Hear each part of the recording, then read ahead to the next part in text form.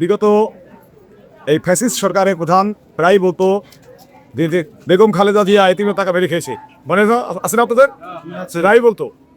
আপনারা আজকের হয়তো তারা আপনারা মানে তখনও মানুষ বিশ্বাস করে, এখনও মানুষ বিশ্বাস করে না।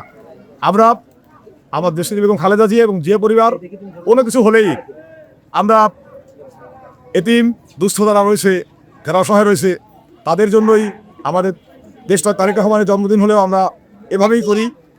বেগম খালেদা জিয়ার জন্মদিন হলেও আমরা কেক কাটার প্রোগ্রাম করি না, আমি মিলাদ করি এবং আমার এতিম দুস্থদের সাথেই থাকি। তো এটা থেকে প্রমাণিত হয় যে বিগত সরকার যে কথা বলছে সেটা রাজনৈতিক রাজনৈতিক স্বার্থ চরিতার্থ করার জন্য সে বলেছে।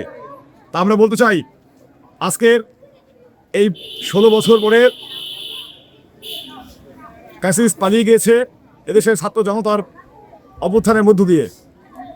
আজকের আমরা এই মিলাদে দেশনেত্রী বেগম খালেদা জিয়া যেমন দীর্ঘায়ু কামনা করছি, সেরকম আজকের এই মুক্ত গণতান্ত্রিক বাংলাদেশ যাদের জন্য পেয়েছি সেই সকল শহীদ ভাইদের আমরা আত্মার রুহের মাগফিরাত কামনা করব।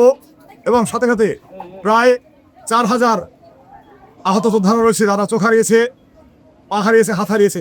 আমরা তাদের সুস্থতা কামনা করব, যাদের জন্য আমরা আজকে এই মুক্ত গণতান্ত্রিক বাংলাদেশ পেয়েছি। বসুন্ধরা টিস্যু, অশুদ্ধতার বিরুদ্ধে এক বিন্দুও ছাড় নয়। আমাদের লক্ষ্য উদ্দেশ্য ছিল একটাই, এদেশের গণমানুষের ভোটের অধিকার প্রতিষ্ঠা করা। সেই মাহেন্দ্র খান আসছে ফেব্রুয়ারিতে, যাতে এই নির্বাচন নির্বিঘ্নে হয়, আমরা এদেশের সাধারণ জনগণ ভোট দিতে পারে। ভোট দেওয়ার মধ্য দিয়ে বিএনপিকে নয়, তাদের ভোটের সঠিক প্রয়োগ করে যদি বিএনপিকে বাছাই করে, বিএনপি আদার্স কাউকে বাছাই করলেও তাদের ভোটের, জনগণের ভোটের প্রতিফলন হয়। এই রাষ্ট্রের মালিক হলো জনগণ, জনগণের কাছে বিএনপির আন্দোলন ছিল তাদের মালিকানা ফিরিয়ে দেওয়া। আমরা সেজন্যই এই ফেব্রুয়ারির নির্বাচনকে আমরা মাথায় রাখবো।